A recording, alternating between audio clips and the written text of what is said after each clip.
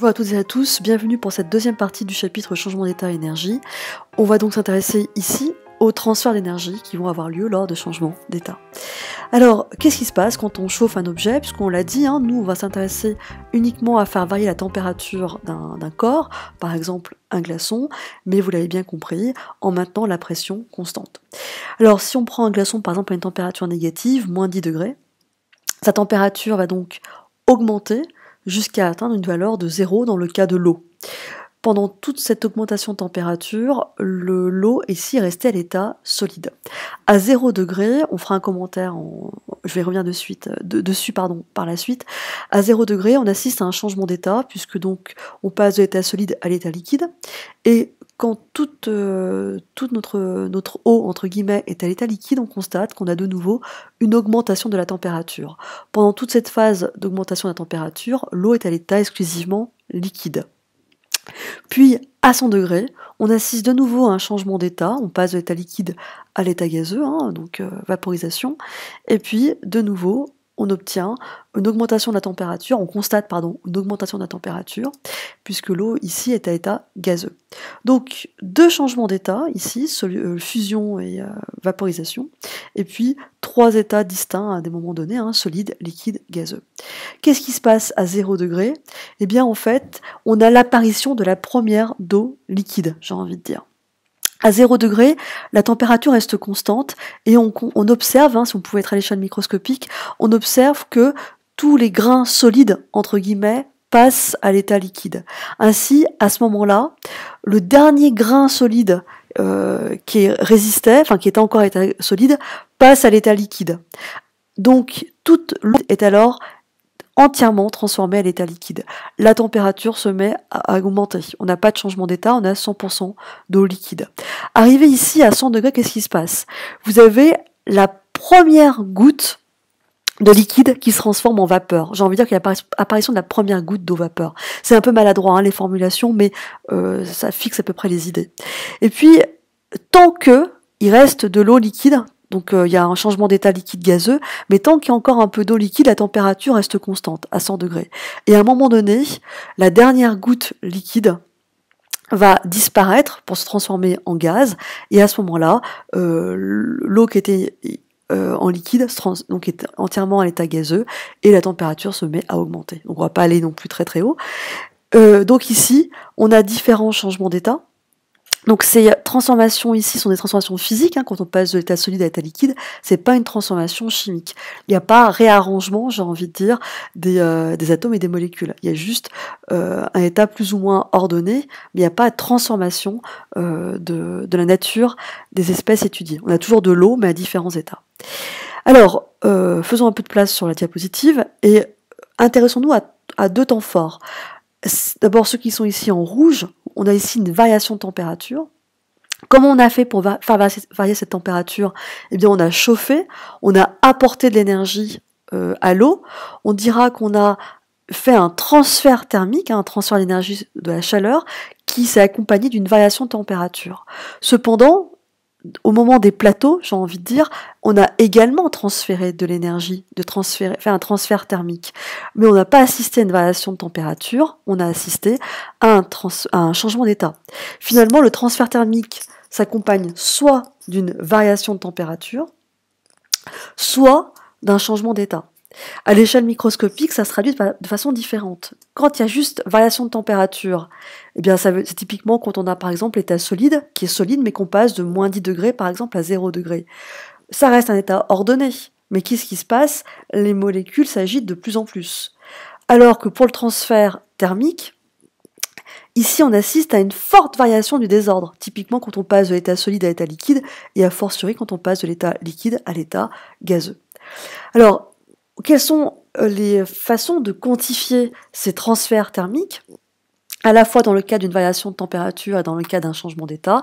Eh bien, pour quantifier cela, on va associer des formules qui vont rendre compte de la quantité d'énergie qu'on a transférée dans notre exemple à l'eau. Alors, par exemple, reprenons le glaçon et supposons qu'on part d'une température de moins 10 degrés et qu'on chauffe et on atteint 0 degré. On a donc à faire un transfert thermique avec variation de température, mais pas de changement d'état. Transfert thermique, ça s'appellera aussi chaleur. D'accord? Pour nous, ce sera pareil. Si on dit qu'il y a de la chaleur, c'est qu'il y a de l'énergie qui est transférée sous forme donc thermique. Donc on a un même état solide, mais qui a une température qui varie. Donc, je vous rappelle que la température traduit l'agitation des molécules. On passe d'une température initiale de -10 à une température finale de 0 degré. En termes de notation, on va souvent noter par la lettre Q l'énergie qui est thermique qui est transférée au solide, ici à l'eau sous forme d'un glaçon. En termes de notation, ça varie vraiment d'un livre à un autre. Ça peut être la lettre Q, ça peut être la lettre E comme énergie, ça peut être la lettre delta, les lettres delta E, delta le triangle, la lettre grecque, delta E qui veut dire aussi variation d'énergie. Donc peu importe la notation, moi je vous propose de retenir la formule mais avec les mots, j'ai envie de dire. L'énergie thermique transférée, bien sûr, elle va dépendre de la variation de température. On comprend bien que si je veux faire passer un solide de l'état, par exemple, de -10 à 0 degré, il me faudra moins d'énergie que si je veux le faire passer de -100 à 0. Donc, ça va dépendre de la variation de température. Alors, peu importe qu'elle soit en Kelvin ou en degrés, on l'a bien compris, la variation, que je varie de 10 degrés ou de 20 degrés, que ce soit des degrés Celsius ou Kelvin, sera une variation de 20 unités de température. Mais, supposons que pour une variation de température donnée, ça dépend aussi de la masse d'objet que je veux faire passer d'une température à une autre. Faire passer 1 kg de glaçon d'eau solide de -10 à 0 nécessite moins d'énergie que d'en faire pour faire passer, par exemple, 100 kg de glace de -10 à 0. Et puis ça dépend bien sûr de la nature du solide dont on veut faire varier la température. Si je veux faire varier, par exemple, 1 kg de glace de 10 degrés, il ne faudra peut-être pas la même énergie que si c'est de l'alcool ou si c'est de l'huile, etc. Donc, il y aura une grandeur qui va intervenir, ce qu'on appelle la capacité thermique ou calorifique massique de l'objet, qui va en fait s'exprimer. Alors l'unité peut paraître un petit peu compliquée, mais il n'en est rien, c'est des joules par kilogramme par Kelvin, l'unité peut se retrouver très rapidement si vos températures sont en Kelvin ou en degrés Celsius, si c'est en température en degrés Celsius. Mais cette valeur, en général, soit c'est ce qu'on cherche connaissant Q, M et delta T, soit c'est ce qu'on vous donne dans l'énoncé. Cette capacité thermique, il faut que ce soit bien clair, massique, elle caractérise, j'ai envie de dire, l'objet étudié. La capacité thermique de l'eau solide n'est pas la même que la capacité thermique massique de l'eau liquide, qui n'est pas la même que la capacité thermique massique de l'eau gazeuse. Et j'ai envie de dire, on peut même aller beaucoup plus loin, la capacité thermique massique de l'eau solide, c'est pas la même que la capacité thermique massique de l'alcool solide, par exemple. Alors pour fixer les idées, donc ça va prendre par cœur. Pour fixer les idées, bien sûr, je vous propose un petit défi. Donc comme toujours, vous lancez le chronomètre et je vous demande donc de me calculer l'énergie échangée par 1 kg d'eau qui passe de -10 à 0 degré, donc ça sous-entend que l'eau est à état solide, bien sûr, sachant que la capacité thermique massique de l'eau solide vaut 2090 joules par kilogramme par degré Celsius. Alors quand vous avez une valeur, vous mettez sur pause, et puis quand vous avez une valeur, vous relancez la vidéo. Alors, le calcul est assez simple, puisqu'il suffit de remplacer les valeurs numériques, donc 1 kg, et quand on fait le calcul, on trouve donc 2,09 kJ. J'ouvre une parenthèse. Si on avait mis, par exemple, que la capacité thermique massique de l'eau était de 2090 joules par kilogramme par Kelvin. Souvent, les élèves, parfois, vous vous cassez la tête à convertir les températures en Kelvin. Mais ça sert à rien, parce que ce qui nous intéresse ici, c'est la variation. Donc, même si vous avez fait la conversion en Kelvin, vous allez trouver une variation de 10 degrés. Donc, 10 fois 2090, on trouve bien ici les 20 900 joules. Attention, donc température finale moins température initiale, donc ça nous fait moins, ça fait bien le plus 10.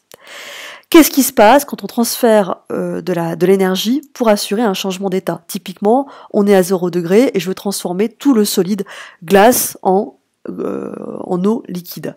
Eh bien, on va là encore transférer d'énergie thermique.